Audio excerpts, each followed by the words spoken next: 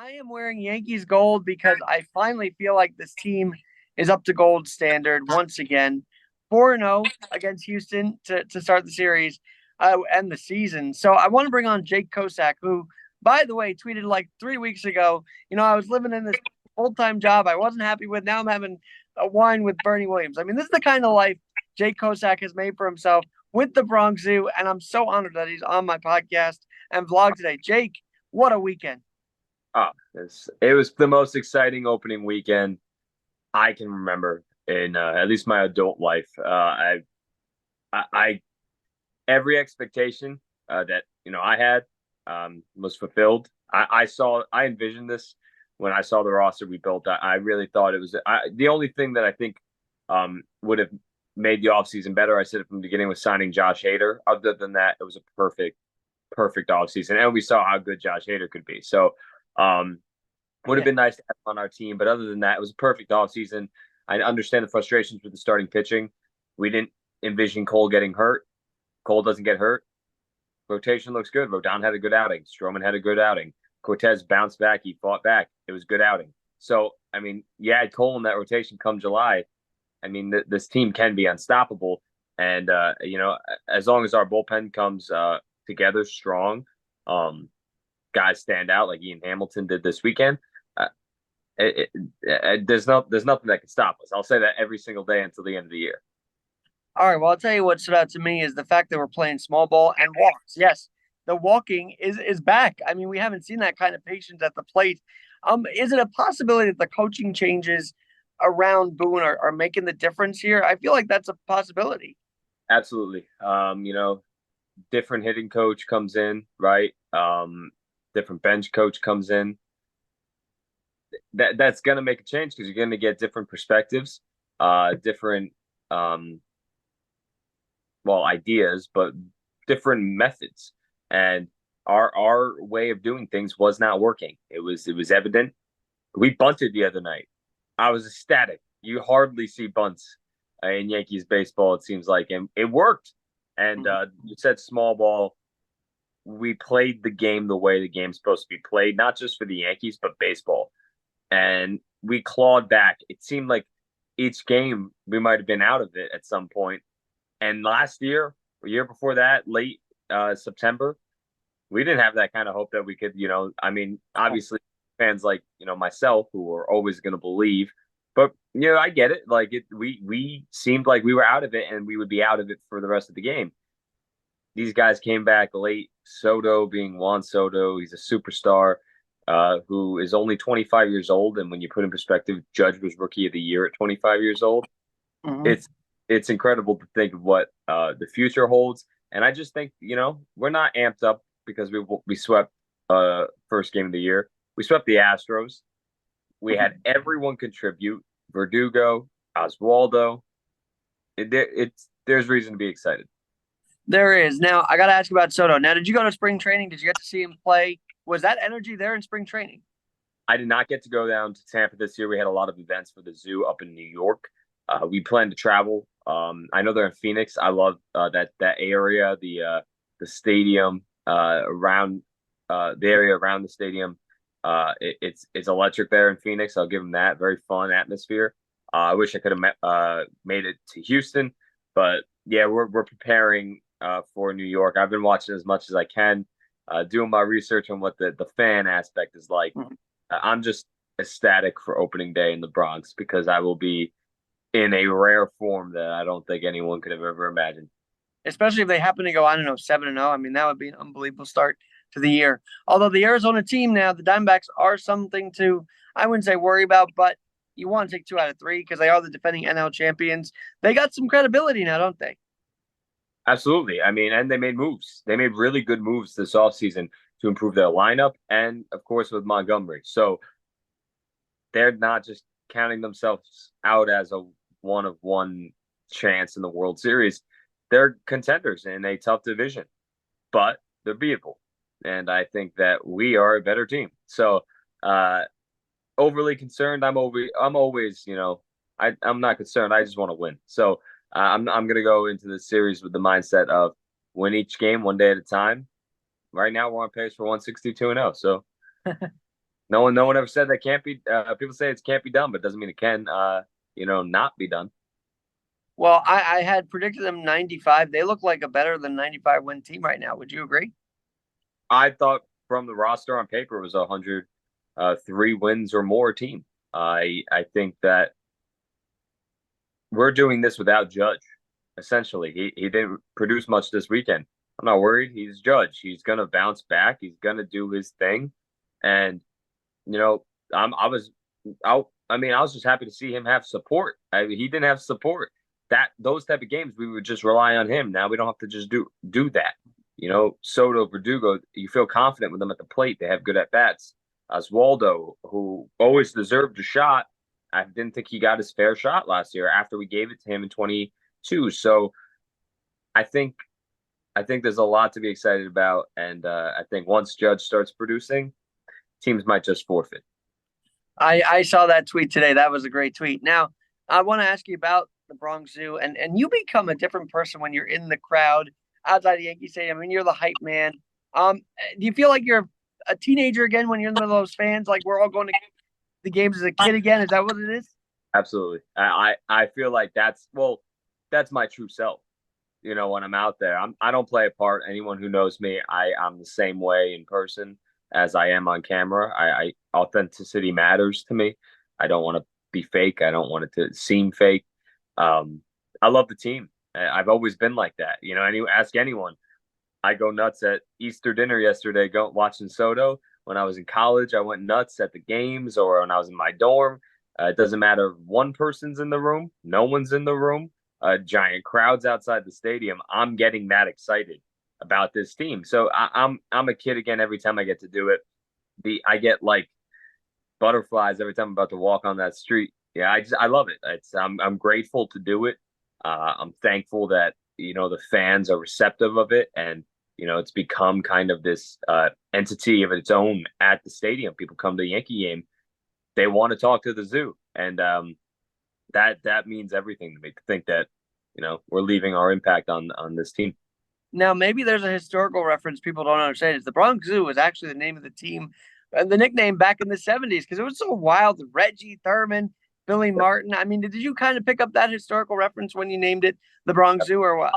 Absolutely. I was down to two names. I think I was going to call it the Bronx Burn in tribute to the Bronx is burning, but the Bronx Zoo was just a nickname for not only the fans at certain points in our history, but of course that late '70s team.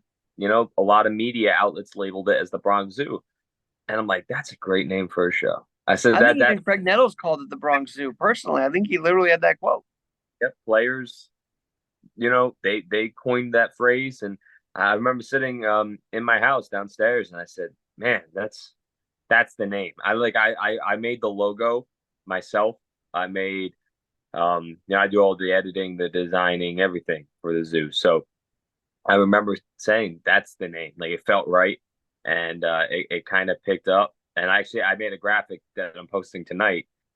We have completed our Bronx Zoo roster, if you will. We interviewed Reggie and Wright. We interviewed Chambliss at first, Randolph, Dent, Nettles, Lou Piniella, Roy White, and then of course we interviewed Diana Munson because we couldn't. I wish I had the opportunity to Well, meet that Thurman. dinner, I've been to that dinner. It's such a special night. I've had the pleasure of interviewing Diana too. What a great lady, and the support that they bring to the city through Thurman's name is something that needs to be broadcast a lot, right? Absolutely. I mean, Thurman. I also named it that because I always had a connection with that team with my dad. My dad that I always heard, and I'm sure you can relate. Like I heard Well, and about Thurman. Rene Groen is sort of my '70s historian there because he was there for the Bronx, so he was right in the middle of it as a bat boy. So He has an amazing story, and I always felt an affinity for that team, and yeah, Thurman. He's one of those Yankees lore that I just think he's in the top echelon for a reason of um, his story, his mystique about him because he was a tough guy. He would run through a wall for a any play to be completed, but you could see through the foundation, and that's why the night's so nice to hear how much he did behind the scenes that no one knew about, and that's what a baseball player is to me. A guy who doesn't do it for the cameras. And I feel like we Exactly. have a lot of Yankees now, which is cool. A lot of I know I hear a lot of players doing a lot of good. You just don't see it. Well, you showed it a couple days ago. You were able to get with Oswaldo Cabrera a couple of times, but one was in a high school. Tell us how that whole thing came about, because maybe people who don't know the story want to know the story. Yeah, so Oswaldo, and me, gotten to know him pretty well. I've been a huge fan since he came up. I got the first opportunity to meet him through Just in Time Baseball, which is a fantastic baseball youth development program in Westchester, New York. I have a great relationship with Justin Sherman, and he had me come out to cover the camp and highlight the day. So that's where I met Oswaldo, and then I saw him another time at last year's Pinstripe Pride where we met. Right. Then Southampton, East Hampton, I'm sorry, Just in Time Baseball did a clinic out there, and it was a youth team and another baseball clinic when Just in Time's the best, and Brandon Steiner was there, and Oswaldo, he started he got the kids to gather around and pulled out his phone at this clinic, and I saw it happening, so I took my camera because I was filming. I took my camera and I just placed it perfectly at Oswaldo, so I got his phone because I had a feeling someone special was gonna pop up on that phone, and in my mind, I was thinking maybe it is the captain, and it was such a cool moment. These kids got super excited, and that's the type of guy he is. He really I've met a lot of athletes in my career, and he is one of the very best people. Forget that he plays for the New York Yankees. He is one of the kindest, most respectful, uh, finest gentlemen you could honestly meet in life. And it's amazing that he gets to, represent the New York Yankees because in my mind, he's everything a Yankee should be. I've seen him just treat everyone the same, every single person that comes in his path. And he does things like that. And, there everyone has a good story about meeting Oswaldo Cabrera. I stand by that. Well, that is so cool. And of course, on the field, what's funny about it? Not funny, but what's amazing about you guys is you get to show us the stories of these guys, whereas the average fan just gets to see them hit the homers. So to bring that perspective, I think increases their likability in New York, and that's the reason why everybody was heartbroken about Gio, because Gio on the field and off the field, just an incredible guy. I got to meet him with Rene Groen. What a great guy though, and we miss him on the field too, right? I loved Gio. He was a great defensive third baseman. He was a solid bat.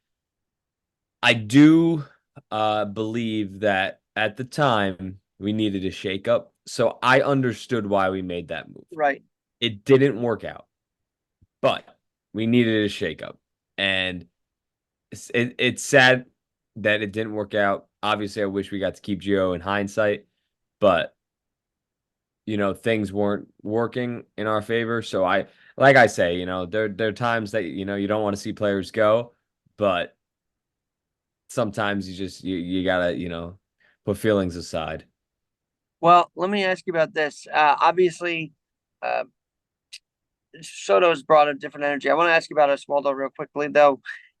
Were you disrespected by what Joe Davis said? Did you feel that same disrespect that everybody else did that night when he was like, well, he barely made the team and blah, blah, blah? I mean, it did sound pompous. And we all know New York broadcast teams in New York don't get the best media coverage and national coverage for sure. Did you feel that same pattern of, here goes Fox dissing us again? When anyone talks bad about us, it's whatever. We're the New York Yankees. We're the greatest team in the history of sports. Of course, people aren't going to like us. Of course, people are going to try and find reasons to put us down. Um, a lot of people outside the New York market, New York media, New York fandom aren't going to know what Oswaldo means to this team. There's a tweet of mine from July of last year, and I basically said there's no reason Oswaldo shouldn't be on the Yankees. He was in AAA, and it went like crazy. Like it was going nuts. Everyone was quoting it, saying like, some people basically saying that, what am I talking about? Like kind of say I was wrong. When I saw what he was doing the other day, I was like, that's what he can do. He just needs the opportunity. So he has that flair and that style and that swag. He's a Yankee, man, and he this isn't just a fluke. He's young and he can be the best. I think he is when he's at his best, the best utility man in baseball. He can play every position well. That's not utility guys can play every position. He plays each one well. He's had a few errors here or there, but man, That he's like, swing is so sweet, man. That swing is just a sweet swing oh, it's to gorgeous. right. It's unbelievable. Almost Cano had a sweet swing too. I think of him when I think of that swing. But But you know, he has that Thurman attitude. He'll run through a wall for the ball. yes, he will. All right. You mentioned a meeting at the Pinstripe Pride event, and of course, we're all kind of connected to Hall of Fame signings as we get their alerts and everything like that. How has that event helped you grow the Bronx Zoo? Because you and I were backstage, Ricky Henderson walking by, Bernie Williams. I mean, you're kind of used to it. I still get a bit starstruck because these guys, we grew up watching them, right? So what's it mean to you though, having that mic, being able to do that, maybe as a media guy? How has that event helped you grow the brand? Yeah, I mean that event in particular has gotten me some unbelievable interviews for the zoo with the fans too and the vendors, and it's the Yankee event of the year. It's amazing what they're doing. I love Hall of Fame signings and I appreciate them. Grateful for them and their respect of us and allowing us to come. Um and yeah, I mean we've been lucky to cover a lot of amazing events in the past year. But like I tell people, our greatest strength and my greatest strength.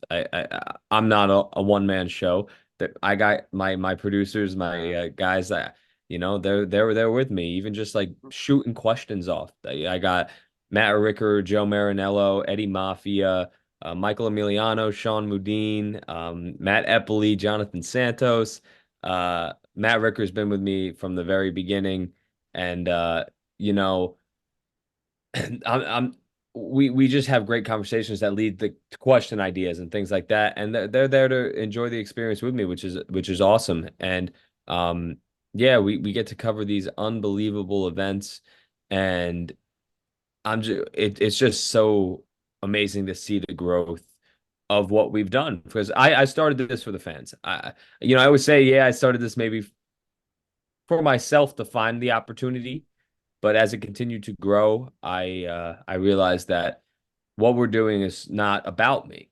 It's not about me at all. It's about us. And um, no one wants to watch me talk. I'm not a broadcaster. No one wants to watch me talk. That was never my goal to be a broadcaster. Anything. I wanted to be a host, and I thought the best host uh, let the talent, if you will, which is the fans, because they're all talented and they're all funny and say amazing, interesting stuff, answer great questions. They guide the show. I'm just kind of, you know, setting it up, if you will, like getting it established. Speaking of hosts, we saw John Boy, hosting Aaron Boone that same night. Mhm. And that energy, and we'll get to the fans in a second, that energy he brought to that night, I feel like is carried into the regular season. I mean, he's even fired up. And here's the thing, I mean, you can ask him a question, and he sometimes has this frustrating answer in post game. But this year, he sounds confident. I don't know what changed, but he sounds fired up and confident this year. Yeah, look, I've never really said anything bad about Aaron Boone as the manager. It's not my style. I don't say bad things about any of the players. After the 2022 season, I thought, okay, maybe it's time for a managerial change. Then after last year, I was like, maybe it's time for a front office change. I've always been a supporter of Cashman, and I've always liked Boone. I did not think last year was his fault at all, and I think he got a lot of hate for no reason. There was nothing he could have done to bring us to a win. Like he did He what he couldn't protect Aaron Boone from that right field fence in LA. Okay, Yeah, Aaron that's Judge. Yeah, he couldn't. I mean, he did everything he could last year. So I was like, you know what? Even last year actually helped, I think, his his stature as the manager because he really fought through a lot of crap and he defended his guys. And I mean, I like the style too of, getting lighting a fire under some of the players, but he protects his guys. That's his MO. And I think that's why the players like him. And I think he has I got to go to a couple events with him this year, the one you mentioned. He knows how to be the manager of the New York Yankees. He knows how to answer questions, give you something, not always everything, but he knows, but he's honest and he's upfront and he answers the questions. And I really respect that. He really answers the questions. And I really want to see him win a ring with the Yankees. Like I want him to have that championship too, along with Judge. He's been around for a while now, and he's earned it. And I think his confidence is justifiably so. He knows what's in front of him. He knows the roster he has. He knows his guys. He knows what they're capable of. Like, us fans who watch every day know what they're capable of. Uh, I'm all for Mr. Aaron Boone to finally get that ring because he didn't get it in 03. Let's get it 21 years later. Love it, love it. By the way, they're up to the same start as they were back in that same year, which didn't have Boone starting it. By the way, he was an in-season acquisition at the trade deadline from the Reds. But Mhm. besides that, you mentioned the fans. Obviously, you probably talked to them last year, and they were very opinionated about Aaron Boone. Mhm. Um, but when you're trying to establish that connection to the Yankees, I hate to ask this: do those critiques hit the cutting room floor, or do you include everybody's opinion about the team in your videos? How does that go? That's a fair question. Look, I'm as positive as possible. That's my MO. I'm a positive Yankee fan because it's the one thing. Life's tough. I got my Yankees, and that's what I look forward to. But it did hit a point where I said, I do have to post some opinionated. If I'm going to be a voice of the fans, I believe the Bronx Zoo is the voice of Yankee fans.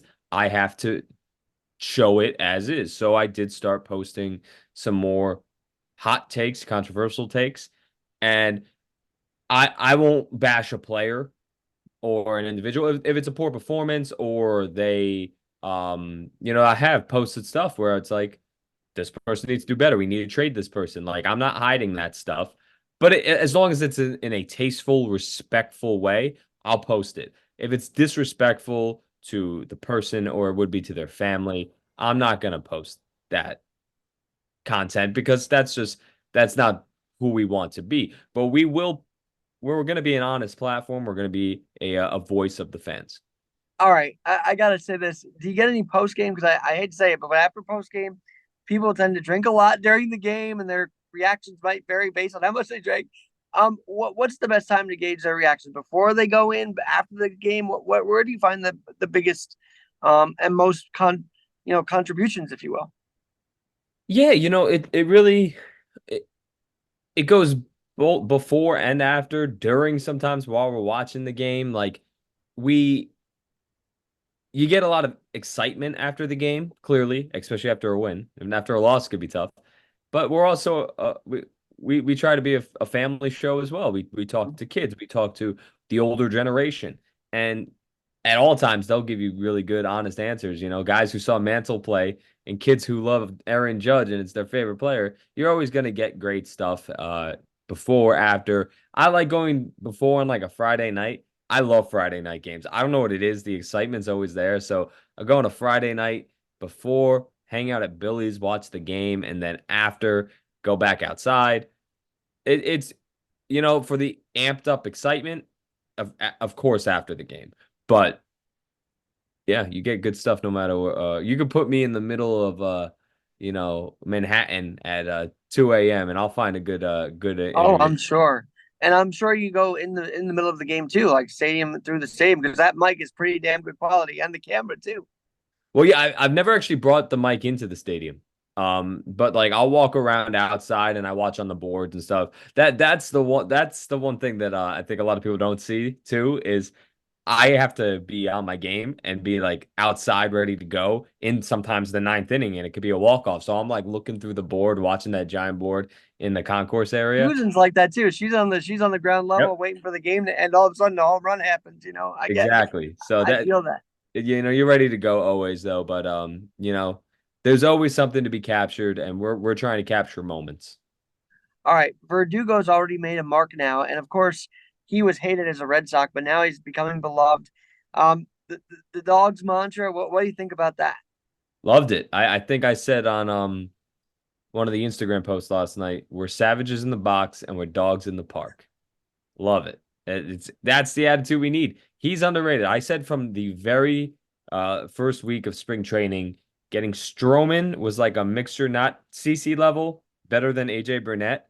So we got our pitcher. Soto was like getting to Scherer. Obviously, I think Soto is a more generational talent than Teixeira was, but he was a huge star, and I think people kind of forget how big that acquisition was when it happened. And getting Verdugo is like getting Nick Swisher. That's the type of offseason we had. Verdugo is going to Are you supply. telling me we're sort of like looking like 2009 again? Is that what you're saying? Absolutely. I thought this was the best offseason we have had since 2009, without question. Well, it's 15 years since that last World Series, and my goodness, I don't want it to stretch to 20. So maybe a guy like Soto is bringing a culture change that we need to definitely latch onto here, and they have already. Well, yeah, absolutely. I mean, it seems history in the Yankees universe seems to repeat itself sometimes. 15 years ago was '09.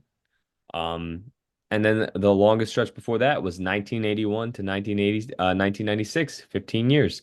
So, I know we didn't win in 1981, but I'm just saying, like, making, a World Series, 1981 to 1996, 2009 to 2024, 15 years later, 15 years apart, and New York's ready. The Yankees, I think, are at a point where they will do anything to win because everyone talks about the salary cap. Not that we have a cap, but our salary, annual salary, and things like that. The amount of money that will pour into the Yankees organization if they win a World Series will be tremendous, tremendous. I think Soto could be right there behind Otani at number 2 from a best-selling jersey this Oh season. yeah.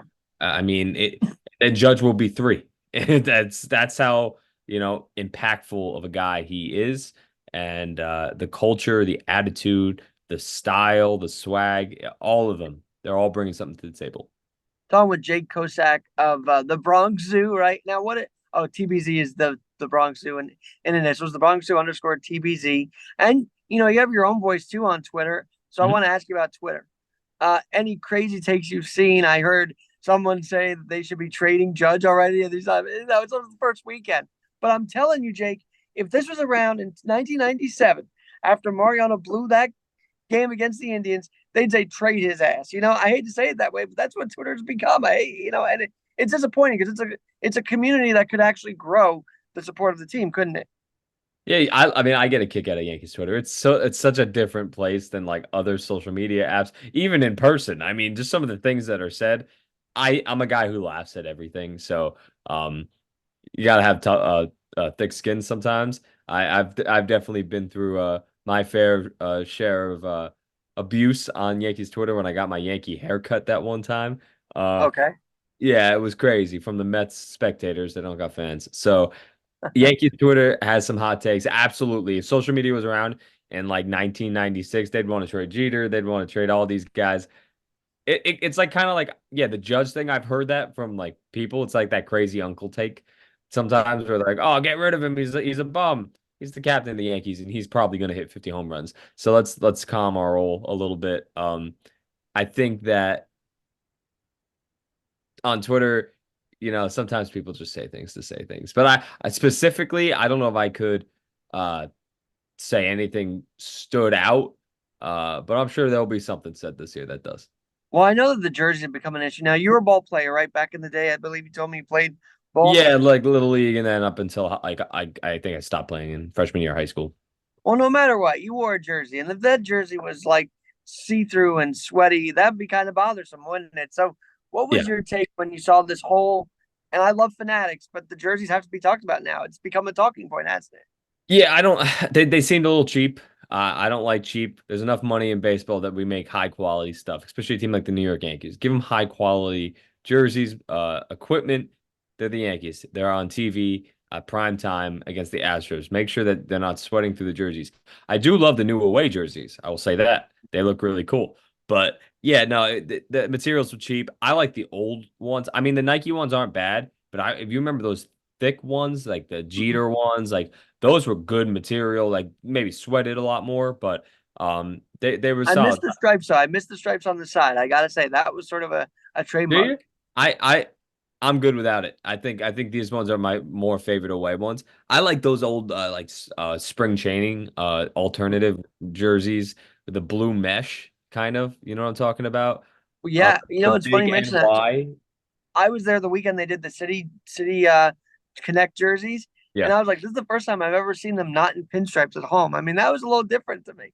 Oh, no, the nicknames and stuff, right? They Yeah, look that whole thing. Yeah, yeah. Yeah, yeah. That was a little I don't know different. if they'll get a City Connect. I imagine they might, but we'll see. Well, Jake, this has been great. And of course, we're going to follow your content. But I got to say, you've been hyping up the Twitter and the Instagram where there's going to be a big year. What exactly is in store for the Bronx Zoo that maybe you can leak right now? Ooh, for the Bronx Zoo this year, we're definitely trying to branch out into new ideas and new concepts. Um, Beyond the street interviews, that's always going to be our number one. But there is a an idea that I've had in my head for a long time, and if you've ever envisioned college game day with baseball, that's all I'll say. Well, guess what? That could fit really well because we all become that college kid again, watching our team, and I think that would resonate right in front of Babe Ruth Plaza. How about that? Now that would be a locale. Stay tuned. All right. Well, we'll find out with that. And you know what? If you ever want to cover adaptive sports, I do wheelchair softball. Would love to have you come out there and see how Yeah, what they're absolutely. doing Absolutely. in Eisenhower Park. So branch it out, baby. I love it. That's great. I love it. All right, Jake. Real fast. Where do we haven't seen an opening day this exciting? I don't know. I haven't been there the last few years. I felt like the excitement was low down last year and maybe 2 years ago, but this year they finally have something to look forward to coming back. I mean, I sense your excitement early on, but how different of an opening day are you seeing? An opening weekend are you seeing? This is going to be the most electric opening day at Yankee Stadium that you can have envisioned in the last decade. It's going to be, I've been saying Soto's going to hit a home run. It's going to happen. I'm not one for predictions, but I feel in my heart Soto will hit a home run. The atmosphere for the whole weekend, because it's a night game on Saturday too, which is awesome. It's going to be unlike any opening weekend that you've seen before. Just the fans are just going to be so into it. It's going to be loud. It's going to be packed. It's going to be, I'm talking the whole weekend, not just Friday. So this is going to be a special one. You're not Trying going to to, get there Saturday night. We'll see what we do. And if I do, I'll let you know and we'll see you all there. right, outside gate 6, you know where to find the zoo. All right, Jake Kosack, thanks so much. And follow him at the Bronx Zoo _ TBZ and your own Twitter as well. Maybe give the spelling a little bit differently than I did on our Zoom invite. Yeah, just at the Bronx Zoo _ TBZ. That's where you And then find your it. own is Jake Kosack, right? So Yeah, and on TikTok, Jake Kozack, and then that's our Bronx Zoo content on TikTok. well, thanks for coming on the day Thanks for after having a me. huge opening weekend in Let's go. Houston. Let's go.